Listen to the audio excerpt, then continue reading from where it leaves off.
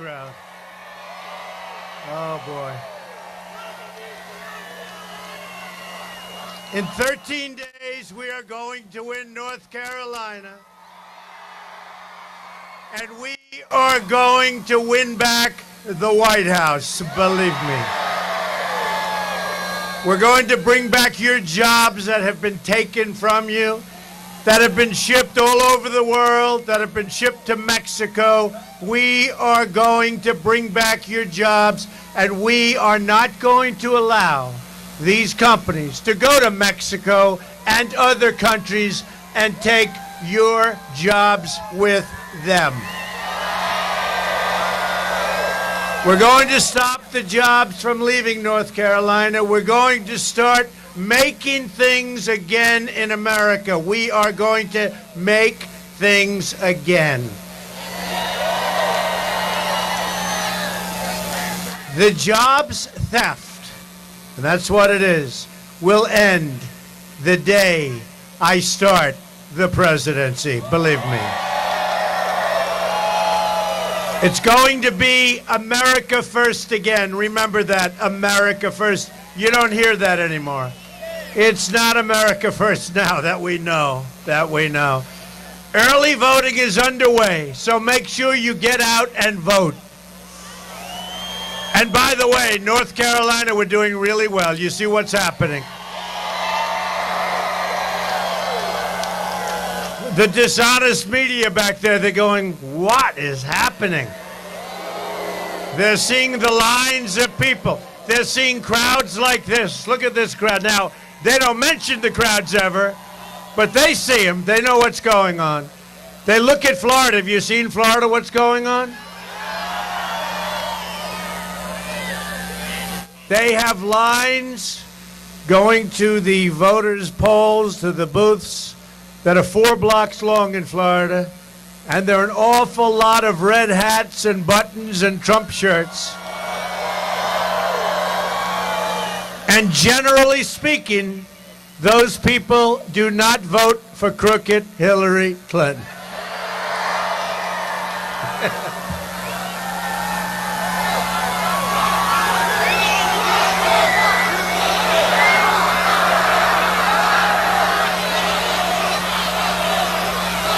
What a group. I love North Carolina. You know, I have a great property near Charlotte, very successful. That means I pay a lot of people. I pay a lot of employees, but I'll tell you what, we have great people. This is a great, great state, and we're going to make it even better. We're bringing back your jobs. 75% of the American people think our country is on the wrong track. That's an easy one to figure, isn't it? We're going to fix it, and we're going to get our country back on the right track, and it's going to happen very quickly. Real change begins with immediately repealing and replacing the disaster known as Obamacare.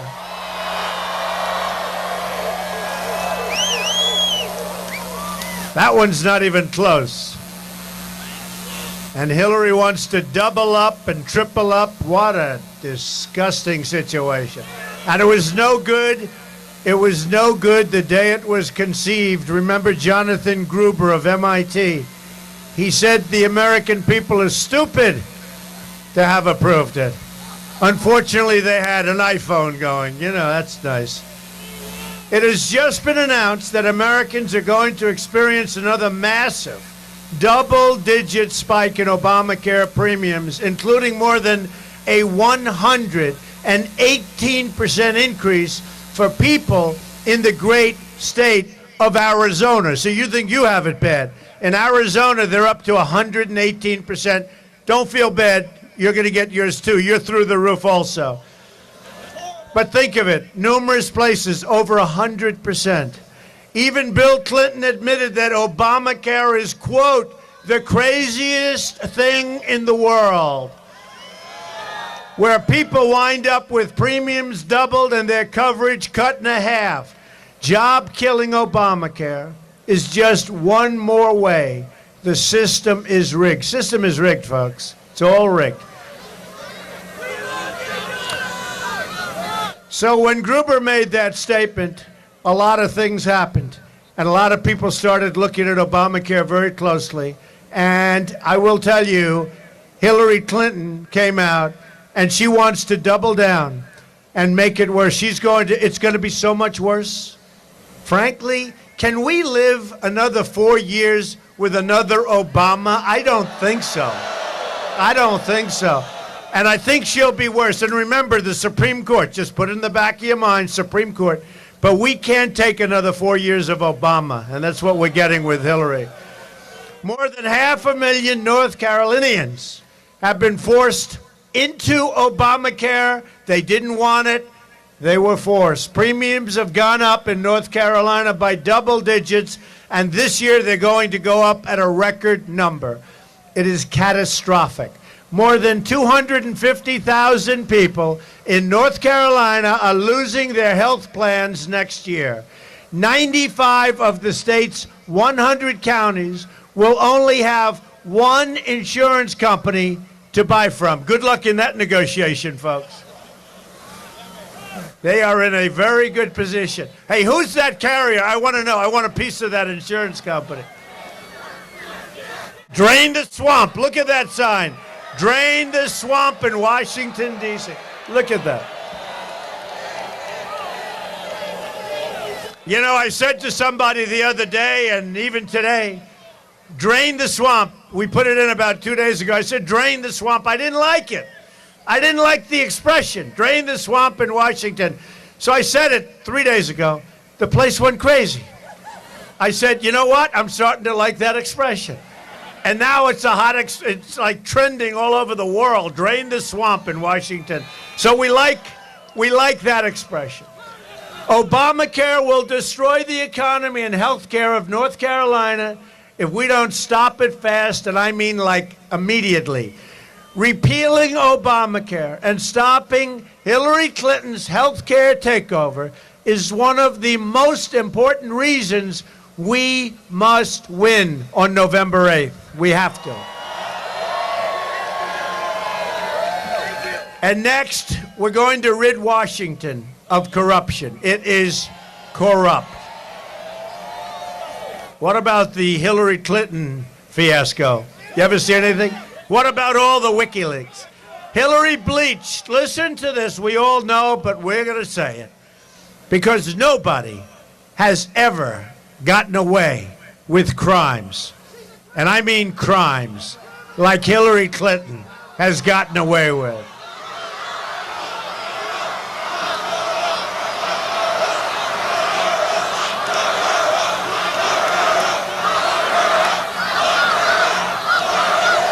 Hillary bleached and deleted 33,000 emails after getting a subpoena. She got a subpoena from the United States Congress. She said, whoa, we have a problem. She deleted and bleached. Nobody bleaches. Sophisticated people said, we've never heard of it. You know why? Because it's such an expensive process. So she deleted and she bleached 33,000 emails. She lied to Congress under oath. She lied to the FBI. She made 13 phones disappear, some with a hammer. Who here has made your phone disappear by hammering the hell out of it? Oh. We got two. Anybody else? I want to know, sir, what business are you in? Wait till you find out the business he's in. And remember, with the FBI, she couldn't remember 39 times. Oh, that means 39 lies, right? She couldn't remember 39 times. She can remember other things, but not this. The Clinton crew gave more than $675,000 to the wife of the deputy FBI director overseeing the investigation into Hillary's illegal server.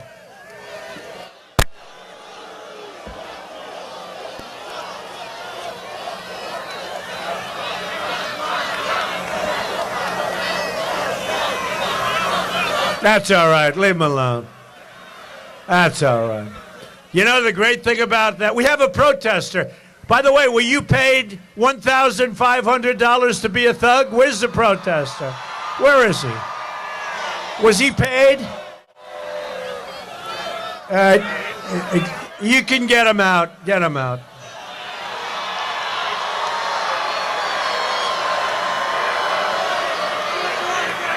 Out.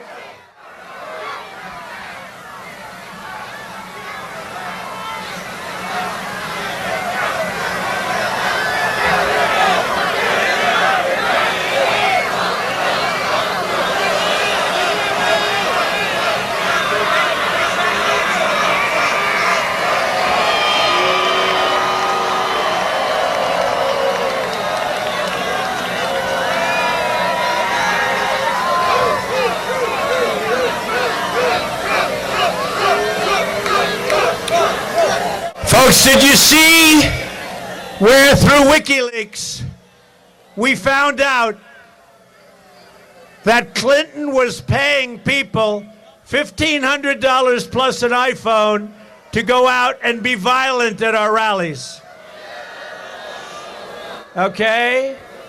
It's a disgrace. It's a disgrace. But I'll tell you what, they found our people are very tough. They found that out. So we also found out that President Obama, in the emails, knew about the server, even though he said he didn't.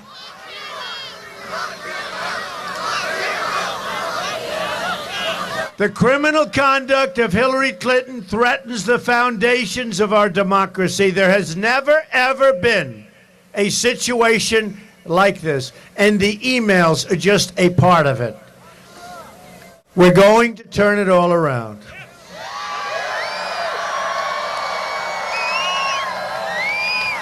I proposed a contract with the American voter that will give the government back to the people. My contract begins with a plan to end the rampant government corruption. And it is corrupt, and she's perhaps the most corrupt person ever to run for the office of president. She shouldn't be allowed to run. She shouldn't be allowed to run. And by the way, remember just recently, again, the emails, WikiLeaks, Donna Brazile, got the questions for a debate. Got the questions for a debate. Gave the questions to Hillary Clinton. Donna Brazile is under a lot of pressure. Hillary Clinton, did she say, oh, gee, I illegally got the questions to the debate? Call up and have a little conference and say, I'm sorry, I'm a very honest person. I can't do this. No. They only found out about it months later. You're dealing with a very, very dishonest person. I want the entire corrupt Washington establishment to hear and to hear and to heed the words I am about to say. If we win on November 8th, we are going to Washington, D.C., and we are going to drain the swamp.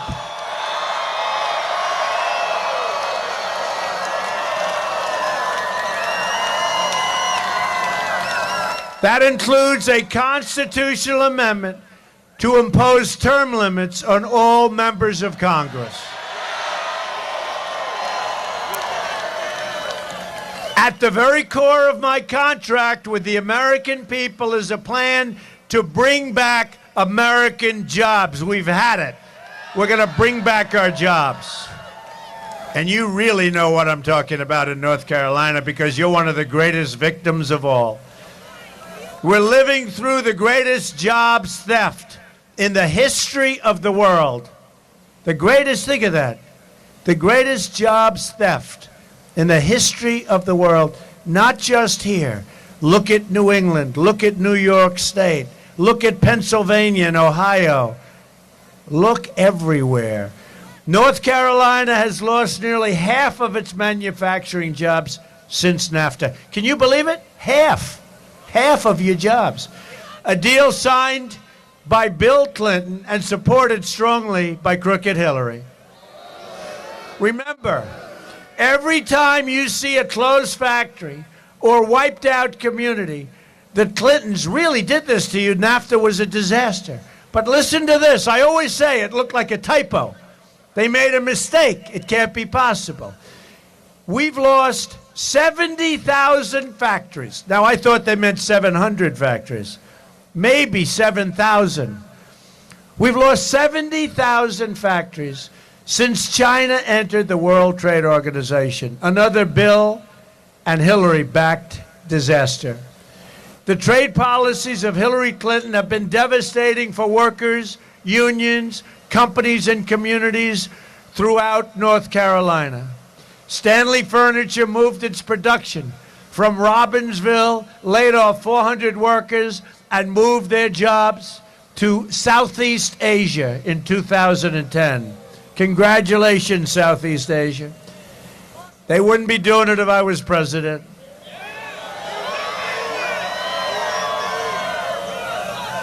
Believe me, when they say we want to send our product, whatever the hell they make, we want to send our product back into the United States. I said, we'd love to have your product, 35% tax. Let's see if you move. They wouldn't be moving. They wouldn't be moving. They wouldn't be moving, folks, and the politicians could have done that, but most of them are taken care of by special interests and donors, and the other half are stupid people. They don't know what they're doing. Flex Global Operations closed its plant in Charlotte, laid off 255 workers, and moved their jobs to where most of the place goes. They moved their company to a place called Mexico. And that was this year. Daimler Trucks of North America laid off 2,771 workers. That's a lot. In North Carolina, in 2016, after opening a major plant in Mexico. Steelcase Inc. shifted its production to Mexico, laid off 264 workers in North Carolina in 2014. Leviton, I buy those switches. I'm not going to buy them anymore. I didn't realize this. I buy a lot of Leviton switches. I'm not buying them anymore. Closed its light switch factory, laid off up to 200 people, and moved their jobs to Mexico in 2009. Dell closed its plant in Winston-Salem and laid off up to 1,000 employees and moved their jobs to Mexico and other countries. I have a friend who builds plants. He is, I believe, the biggest in the world. And I said, how are we doing? He said, Donald, we're doing fine. How's your company? Unbelievable. I said, how's this country, our country, the country we love? And he loves this country. He's an American. How's it doing? Not good. I said, well, how are you doing? Well, he said, I am building the greatest plants anywhere in the world in Mexico. I said, oh, that's great. That's wonderful. Folks, we're going to turn it around, and it's going to turn around so fast. Okay? It's going to turn around so fast. Under my contract, we will immediately bin, and we have to do this. We have no choice. And it's going to be so much fun. I love this. We will immediately begin renegotiating NAFTA. That has been a one-way highway. The money, the jobs, the plants, the factories leave our country.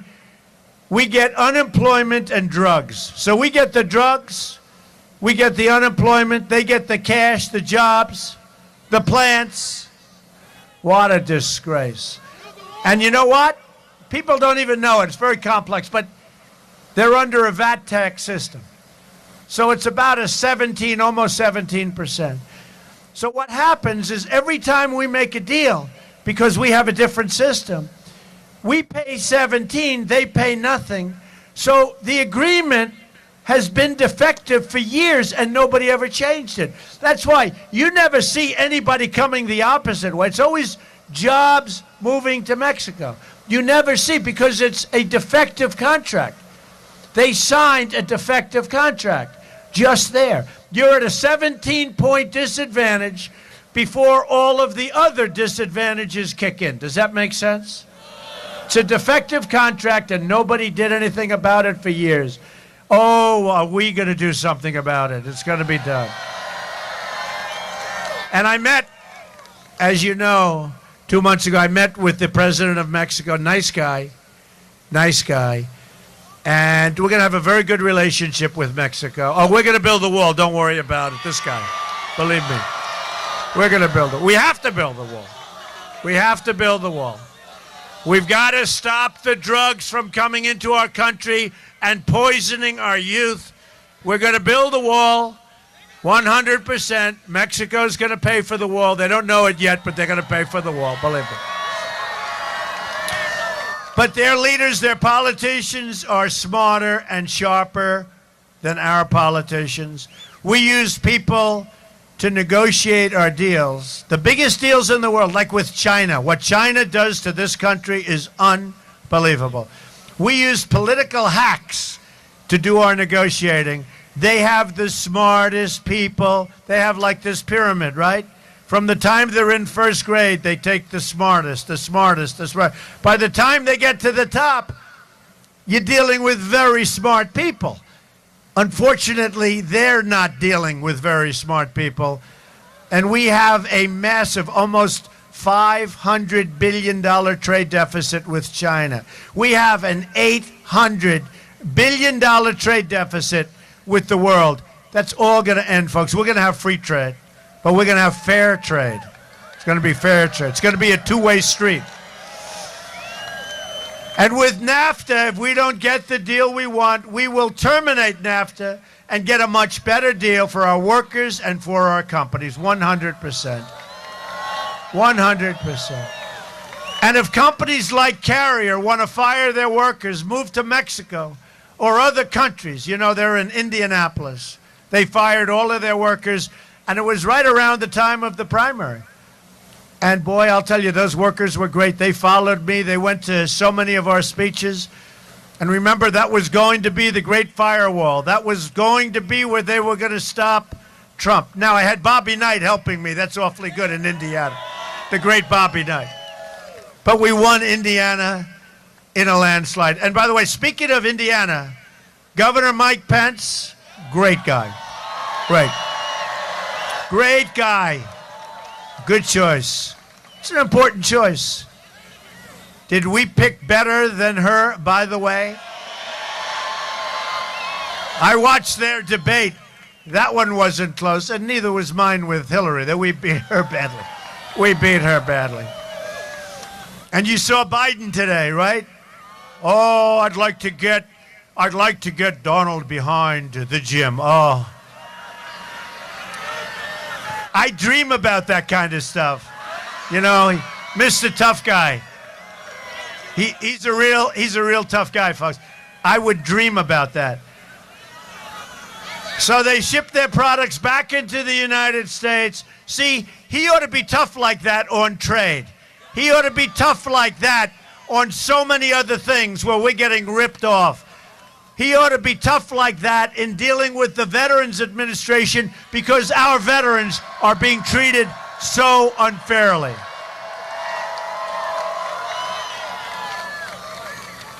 So we'll put on a tariff, and believe me, they're not moving. They're not. Companies like Apple will start making their iPhones and other products inside the United States. You watch. You watch. You watch. Everything's in China and Vietnam. I mean, you know, they say Apple. Isn't that wonderful? But they make everything outside. They will start making product, and so will other of our great countries. We will get companies to make product inside the United States. Wouldn't that be nice? And by the way, no shipping, no this. I mean, there are a lot of advantages, but we're going to get it.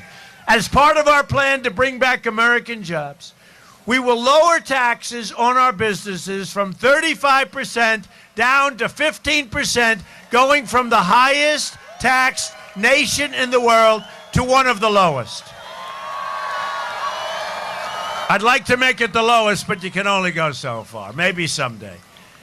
We will be a rich nation once again. We will put so many people back to work. But to be a rich country, we must also be a safe country. Crooked Hillary Clinton unleashed ISIS and unleashed death and suffering across the Middle East, and now the terrorism is spreading into our country. She wants, in her words, to have totally open borders, which would destroy America's middle class, and, by the way, destroy our country when you have open borders. 600,000 people could be, if you look at it, the kind of numbers that they're talking about, millions more African-American incredible workers will be put out of work.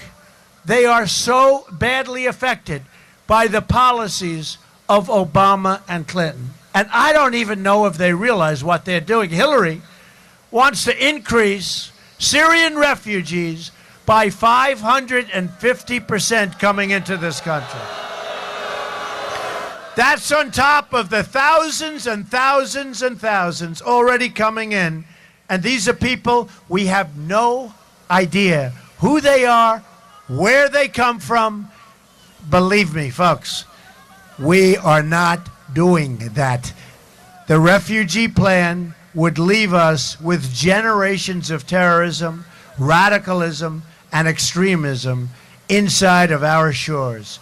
A Trump administration is going to suspend immigration from terror-prone regions of the world and will suspend the Syrian refugee program. And let me state this as clearly and nicely as I can. If I'm elected president, I am going to keep radical Islamic terrorists the hell out of our country. I will also secure and defend the borders of the United States. And yes, we will build that wall that you're talking about.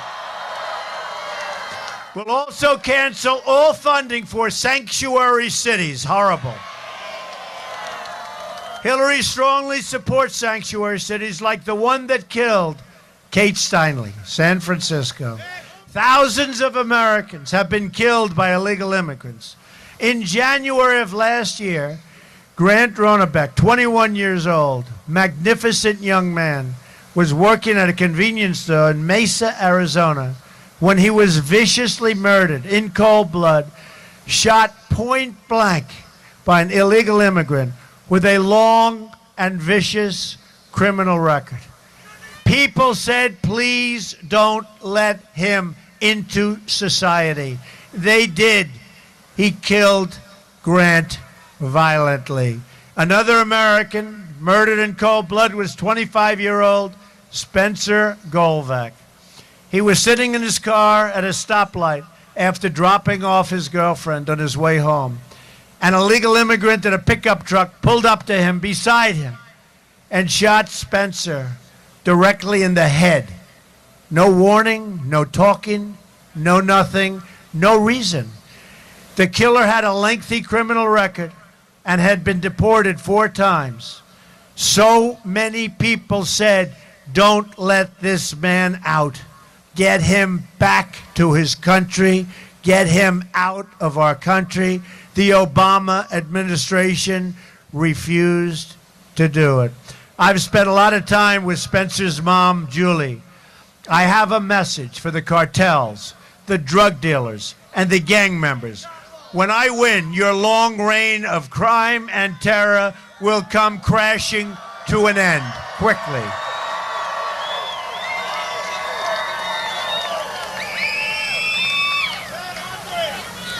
And we have to pay tribute to our great people in law enforcement. These are great people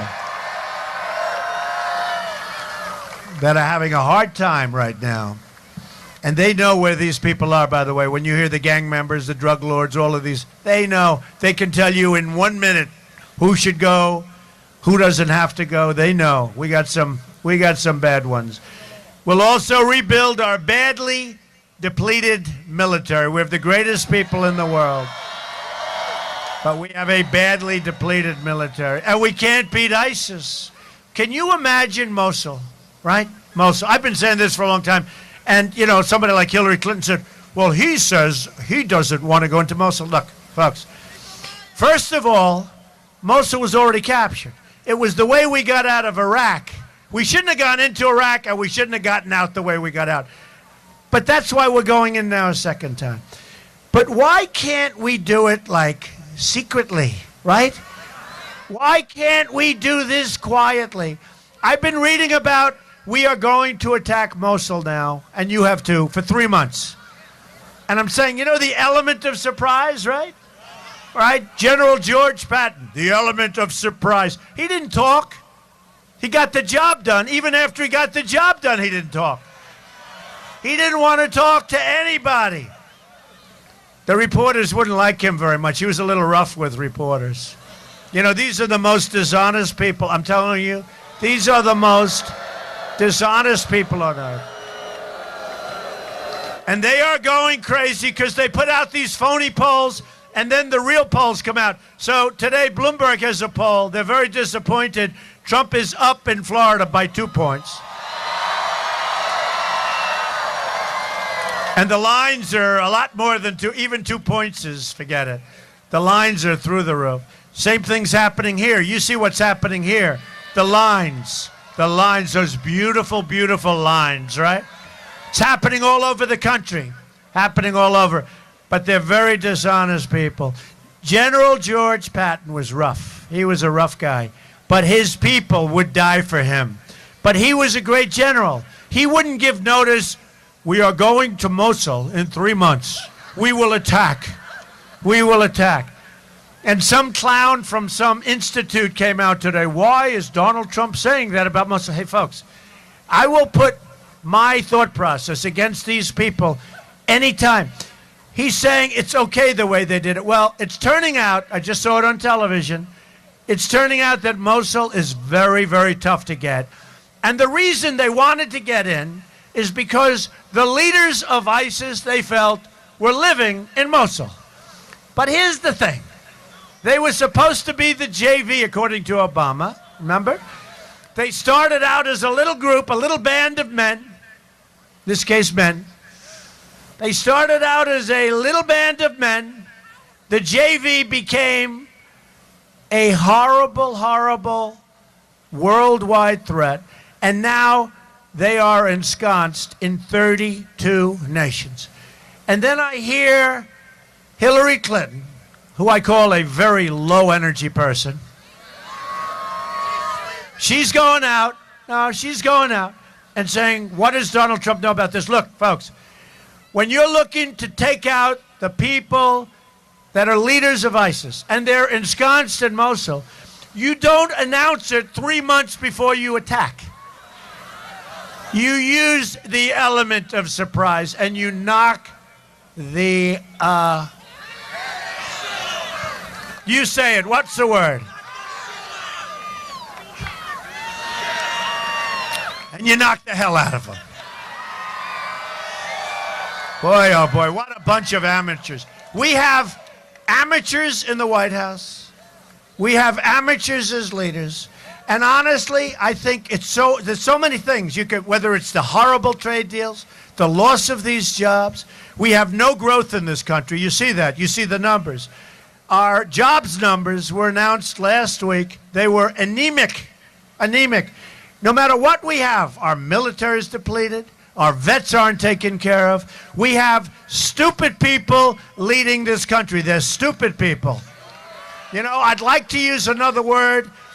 I went to an Ivy League school. I was a very good student. But there's nothing better than the word stupid to describe these people. I mean, there's just no better word. I know many words. But we're going to change that. North Carolina will be a major part of this rebuilding effort, with new advanced fighters flying from Seymour Johnson Air Force Base.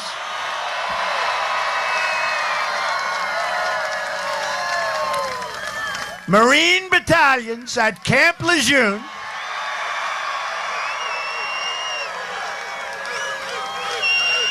And here's a place that a few of you may have heard of. And a very, very beautiful replenished army out of Fort Bragg. North Carolina is also the home to more than 750,000 veterans, and I told you, the veterans are loving Donald Trump. They do polls on the veterans. I'm through the roof. We're going to take care of our veterans for once and for all. It's not going to be talk. We're going to take care of our veterans, our greatest people. We're going to give our veterans the right to see their doctor of their choice. They're not going to be waiting in line for 9 days, dying. 22 suicides a day. These are our great people. 22, think of that.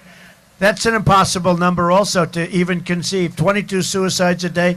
They wait in line for 4 days, 5 days, 6 days to see a doctor.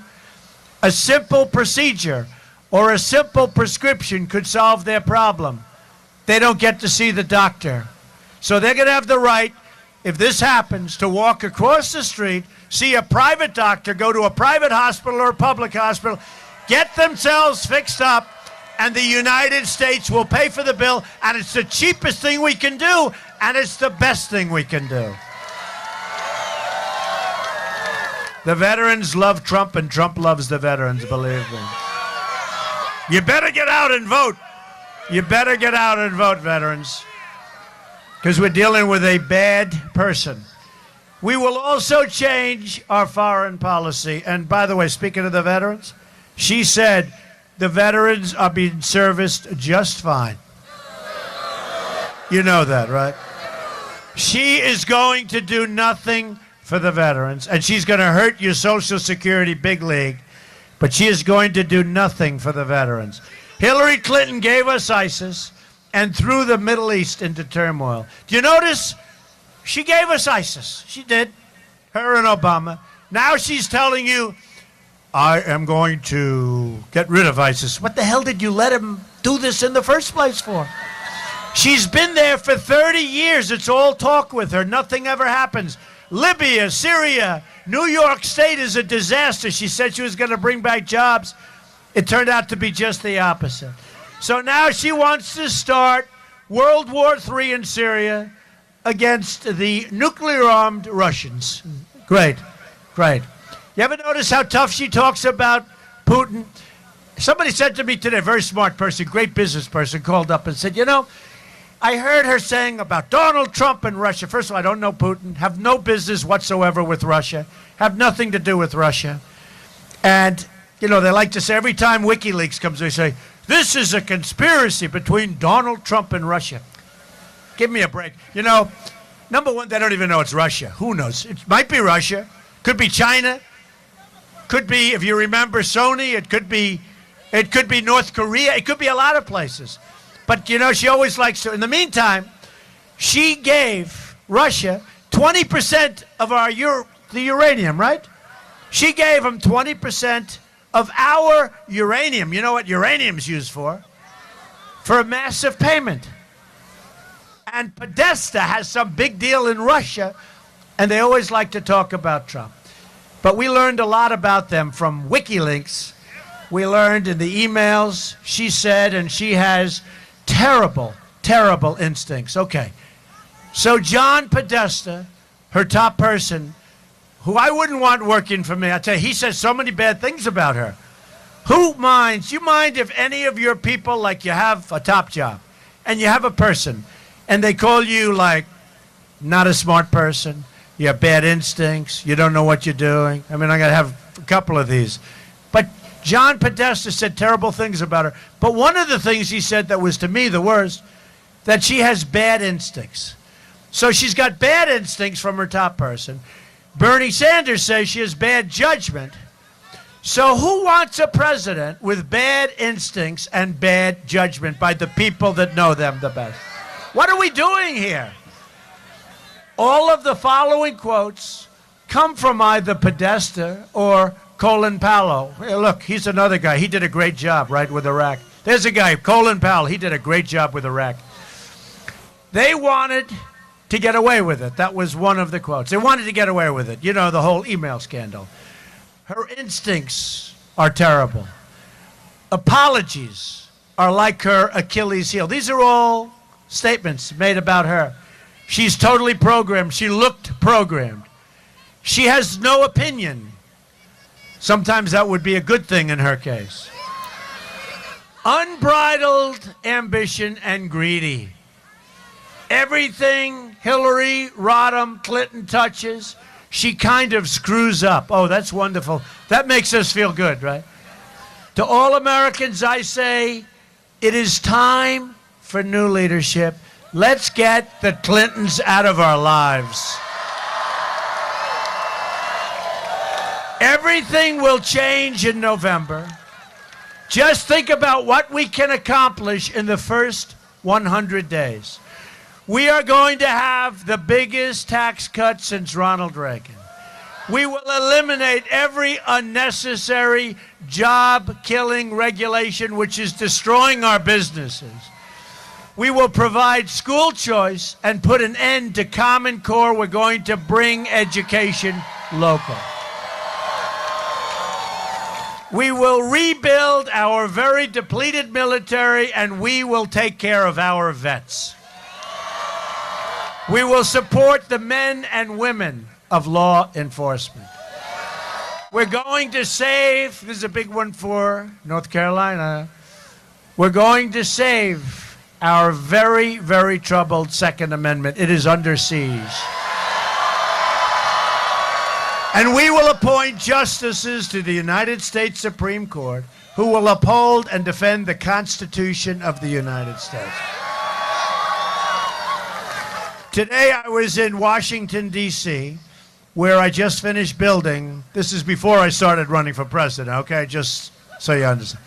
But I have a probably the best piece of land in Washington, one of the great pieces of land, the old post office.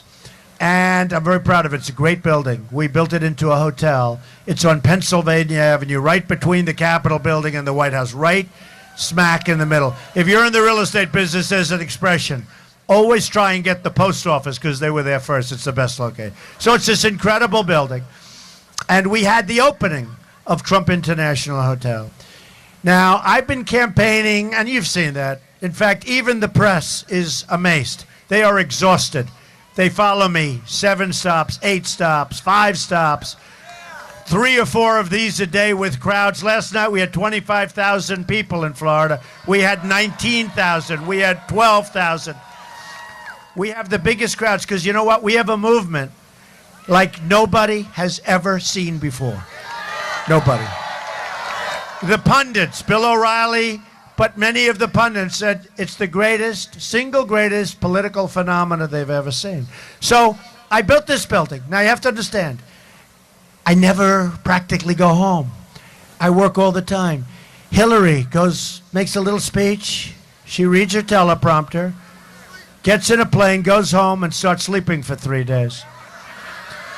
So you know what I thought I'd do? My kids were in charge, Ivanka, Don, and Eric. Good kids. They're good kids.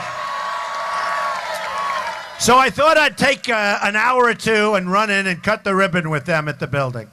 To show you how low she is, she comes out and says, Donald Trump took time off from the campaign to open a hotel. Okay. Now, she'll do one stop. I'm telling you, she wants to sleep all the time. This is not what we need. This is not what we need as a president. She's a very low-energy person. I saw it in the last debate. I think she did very poorly in the last debate. And then she was so exhausted she barely made it to the car. That's not what we need to negotiate with China. Okay, that's not what we need. But she said I took time off, and I'm saying to myself, isn't that a terrible thing? Where we're out working her, many, many more stops, many more everything. Don't go home. She's home all the time. She takes many days off, and then she said that. Then she said, I used illegal immigrants to build the building. Except I didn't use one for 2 reasons. Number one, I didn't want to. And number 2, I'm running for president. Why would I do that? So I went with the E-Verify system. We didn't have one illegal immigrant on the job. Everybody knows it. Nobody was hired. And believe me, we could have hired plenty. They're all over the place. They are all over the place. And I would have saved probably a lot of money, right? But I have the E-Verify system. I didn't hire one illegal immigrant to build Trump International Hotel on Pennsylvania Avenue. And then I see her, and then I see crooked Hillary saying he used illegal immigrants. They will say anything, folks. But the reason I did it, two things. When you have good children, you have children, good or bad, you want to support your children. My children worked very hard on that project. I wanted to be with them to cut the ribbon. But the other reason I went there is because it was brought in under budget and ahead of schedule, something this country never hears about. We have a hospital, a VA hospital, where it was supposed to cost like $600 million and it's going to cost $1.4 billion. But that's standard. Roads that cost double, triple, quadruple, bridges that are a disaster. Everything's a disaster. So I went in and I said, you know what, I'm going to do it. And we built it under budget, ahead of schedule. And that was the name of the news conference, under budget and ahead of schedule. And we built a great hotel. And I wanted to be with my kids to salute them and to congratulate them on doing a great job. I then flew in to another great section of North Carolina. We had another great talk, and we've had a lot of fun. But I just wanted to set the record straight.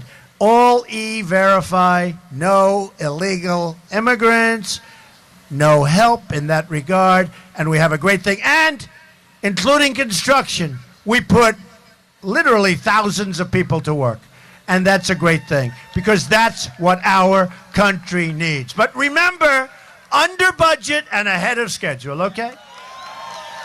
So Americans are tired of being told what we can do, what we can't do, and what can't be done. That's all we hear. They're tired of being asked to defer their dreams to another day and to another decade, which is really what they mean.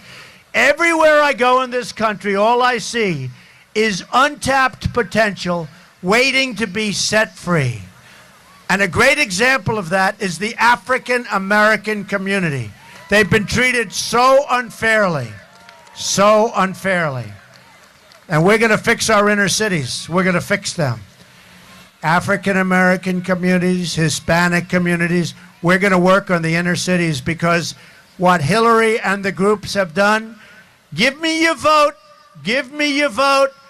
and then after the election, see ya, I'll see you in 4 years. That's all they do. We're going to fix our inner cities. We're going to bring jobs back to our inner cities, and safety back, and education back to our inner cities. And we're going to do great with the African American community. We're going to do great with the Hispanic community in the election. But we will never realize that potential if we continue putting our faith in a broken political system that has let us down time and time again. Let's close the history books on the failures in Washington, and let's open a new chapter of success and prosperity. I'm asking all Americans to join me in dreaming big. Remember when we used to dream big? We don't dream big anymore. We want big, bold dreams for our future. I'm going to fight for every American in every part of this nation. I'm going to fight for every person in this country who believes government should serve the people, not the donors and not the special interests. I'm going to fight to bring us together as one great nation. We are a divided nation right now. Just imagine what our country could accomplish if we started working together as one people under one God, saluting one American flag. Just think about it. Once again, we will have a government of, by, and for the people. Together, we will make America wealthy again. Together, we will make America strong again. Together, we will make America safe again. And we will make America great again. Thank you very much. Get out and vote. God bless you, everybody. God bless you. Thank you.